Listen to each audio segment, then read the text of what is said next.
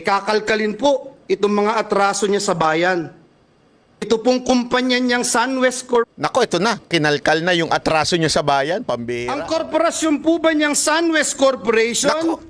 Ano? ay kasama Sa? dito sa kontrobersyal na Farmally. Oh. Kasama po ba sa Farmally yung issue, yung may problema, yung nahanapan ng hokus? Yung reklamo po sa ombudsman ng Nako po. anti-corruption group na ang pangalan Task Force Kasanag International, meron din pong 50 billion Nako. na kaso na kinakaharap ang taong ito. Hindi lang pala sa... Wow, Mr. President. Kailan sa kasaysayan ng bayan natin nangyari ang ganitong pagkakataon? Na isang big-time contractor ang hahawak sa kaban ng bayan. Confirm ni VP Sara Duterte ngayon na ang nagko-control ng budget ng mga departamento natin ay walang iba kung hindi si Zaldico at si Speaker. Si Senator Villanueva po ang nagsasalita dito. Sandali. Ipe-play natin para marinig nyo. Ano bang klaseng tao? Ito si Zaldico. Hindi po galing sa akin. Galing kay Senator Villanueva ito. Pasok! Pag-dismiss, Mr. President, ng reklamo. Hindi nga po nakarating sa korte, Ginoong Pangulo. Na-dismiss na po. Yan yung ginagamit pang ano sa kanya na ni Zaldico, kaya nag-react siya. Nag-react si Villanueva kasi ito yung issue ng PI noon eh. Tapos nung binanggit niya, biglang may nag-react si Zaldico at yan yung isa sa binibintang kay Villanueva na sinasabi niya, eto, may ebidensya ako, dismiss. Dismiss. Yun ang sinasabi ni Villanueva. Ituloy natin ngayon. Sa probable cause pa lamang. Mr. President, noong 2016, Probable cause pa lamang. Ibig sabihin, fiscal level pa lang. Wala pa. ginamit po ito, ngunit hindi nagtagumpay. Nakakuha po tayo ng 18,459,222 votes. Noong pong 2022 elections, 18 million na naman ang nakuha po natin at talagang hindi rin po pinaniwalaan ng taong bayan. Ang mga paratang na ito na ngayon po ay inuulit Nino! ng makapangyarihang Nino! chairperson ng Nino! Committee on Appropriation. Sino yon? Mr. President, Sino yung chairman ng appropriation na binabanggit niya dito? Walang iba.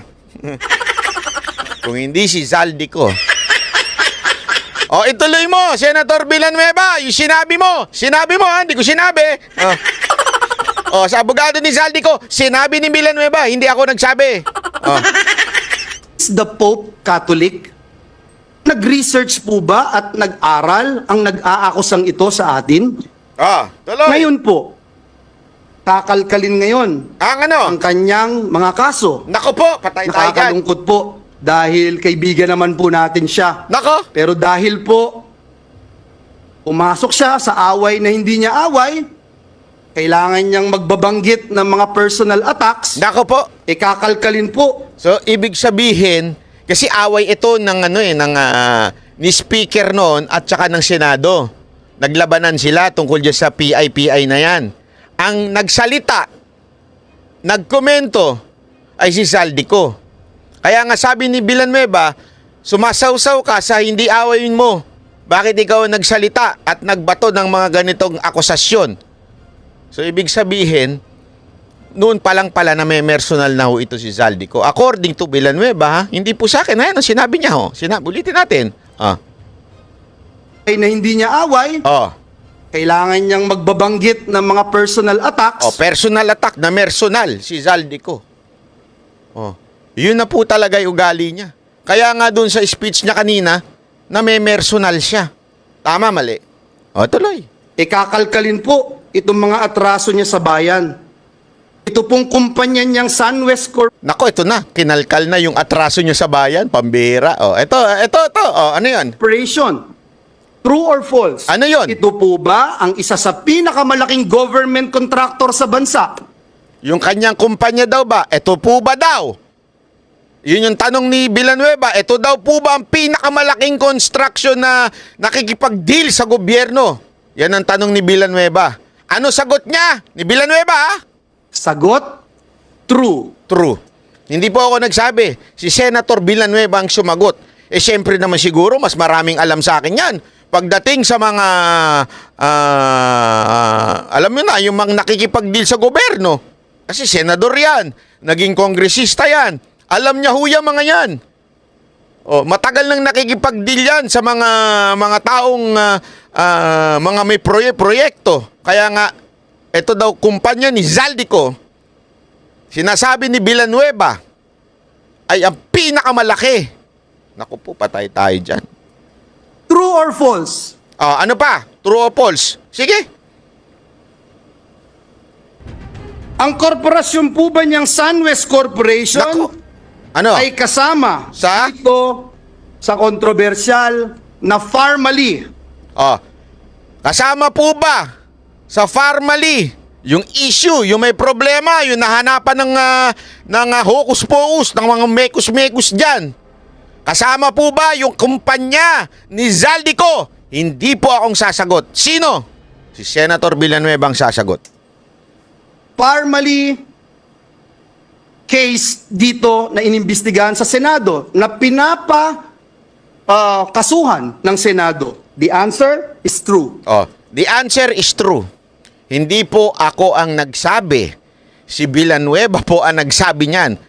Yung korupsyon na nangyari sa Farmally na pinapakasuhan pinapakasuhan ng buong Senado, na pagdesisyonan ng Senado ng resolution nila dun sa hearing. Kasuhan yan kasi merong problema dyan. Kasuhan yung mga involved dyan. Ang tinanong ni Villanueva, kasama ba yung kumpanya na SunWest? Anong sagot ni Villanueva? Hindi po ako sumagot. Si Villanueva po ang sumagot. Ulitin natin yung sagot niya. Kasama ba? Kasuhan ng Senado. The answer is true. True daw. Kasama din po ba Ang ano? ang kumpanya niya Na? dito po Sa? sa kontrobersyal Na? na DepEd laptop scam? Ang sagot po, Andali, bago ka sumagot. Di ba nakita natin yung grabing presyo ng laptop na yan. Bakit laptop? Kasi nakakatawa yung presyo, mas mahal pa sa Mac pero luma ang laptop. Luma yung laptop. Hindi ko alam kung Celeron ba yun o ano man, pero overpriced yung mga laptop na yan. Alam mo, anong dinahilan nila dyan? Ang dinahilan dyan kasi may after service daw. Kasama yung bayad do sa after service para pag nasira. Yan yung bagay na hindi mo na maka-quantify. Hindi mo na mabibilang. Hindi mo na makikita yon. Pero isinama yung service na yon, kuno. Na pag may nasira dyan, in other words, parang ka nagbayad ng after service or Apple Care. Kaya lang hindi Apple eh. So hindi Apple Care. Yung walang ganon. Walang parang doon sa kontrata, nagbayad ng technical na pag natapos at nagkasira yan, libre na yung paggawa. Hindi mo naman maka-quantify yun. Hindi mo naman malalaman yun. Tama, mali? Kasama po daw ba ang kumpanya ni Zaldico? Ano sagot, Senator Villanueva? true. True. Di ba? Again, it's not me who said that. It's Senator Villanueva. Pinakakasuhan din po ng Senado ang kumpanyang ito. Nako po. Napakadami pong BIR cases. Nako po. Madali po maghanap, Mr. President. Madali po kuhanin ang panig ng mga taga-BIR. Kung ilang kaso mayroon ang kanyang mga korporasyon. Bukod po dito, Grabe. yung reklamo po sa ombudsman ng Nako po. anti-corruption group na ang pangalan Task Force Kasanag International, meron din pong 50 billion Nako. na kaso na kinakaharap ang taong ito. Hindi lang pala sa BIR, meron pang iba. Kaso, kinasuhan. Ay, nako. May butiki dito may butiki. Mr. President, Yes! Ay, hindi pala ako presidente. Akala ko ako yun. Akala ko ako yun, ikaw naman, no? Kung maglalabas po kayo ng baho, Mr. Naku. President, dapat naman siguro maligo ka muna. Naku po! Sakit nun, Brad. Ang masaklap po, Ginoong Pangulo, Oh, ano yun? sa kabila po ng track record na ito ni Mr. Zaldico, Ano? ang masaklap po, Ay? inappoint po siya Na? Kamara de Representantes Na ano? bilang tagapagbantay ng kaban ng bayan. Ay, grabe. Si Dracula, Sandali. Samantakin mo daw, ha? Sa daming, ang sinasabi lang man naman ni, dito, sinasabi ni Senator Villanueva, wala naman siya sinasabing there is already a conviction. Wala. Wala siya sinasabi dito, convicted na ba yung kumpanya ni Zaldico? Wala po siya sinasabi dito. Ang sinasabi niya lang dito, the company na pagmamay-ari ni Zaldico were involved in so many cases of corruption or any that has something to do with money. 'Di ba? Ibig sabihin talagang etong tao na ito ay may kaso na yung kanyang kumpanya. And yet siya ang sa kanya ibinilin ang pinakamakapangyarihang masasabi nating chairperson diyan sa sa Kamara, which is yung appropriation. si Dracula, inappoint mo bilang tagapagbantay ng blood bank ng bayan. Ay, grabe. Si Dracula talaga. Nakita niyo yung analogy niya? Para sinasabing, ang ginawa mong tagapagbantay para sa mga nagpapakuha ng dugo diyan sa Red Cross, si Dracula. Sumisip-sip ng dugo, o ika nga. Tama nga naman. Kasi, halimbawa, di ba? Halimbawa lang, may isang manyakol. Tama, mali.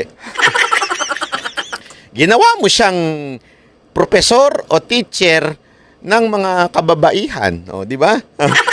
Ng mga siksi, mga ganon, o.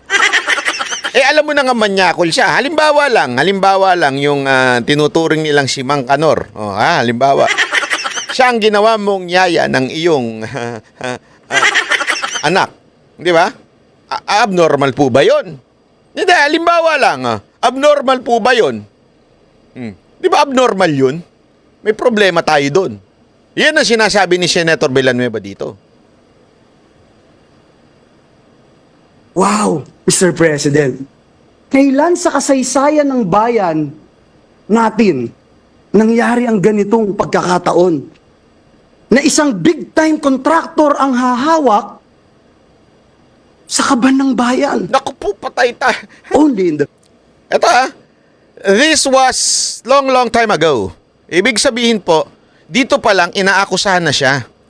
Kinonfirm ni VP Sara Duterte ngayon na ang nagko-control ng budget ng mga departamento natin ay walang iba kung hindi si Zaldico at si Speaker.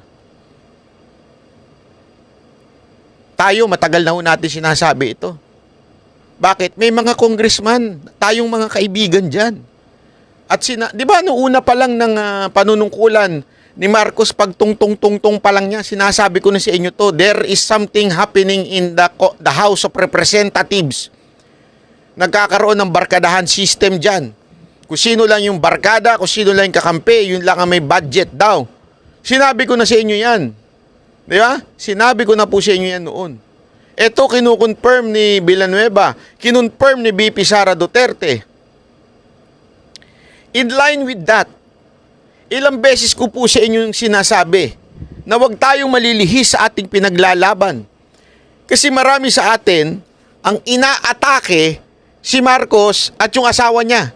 I don't have problem with that if they did something wrong. If they did comment something wrong, atakihin natin. That's correct. That's constructive criticism. Pag may mali, pag may pagsisinungaling, atakihin natin.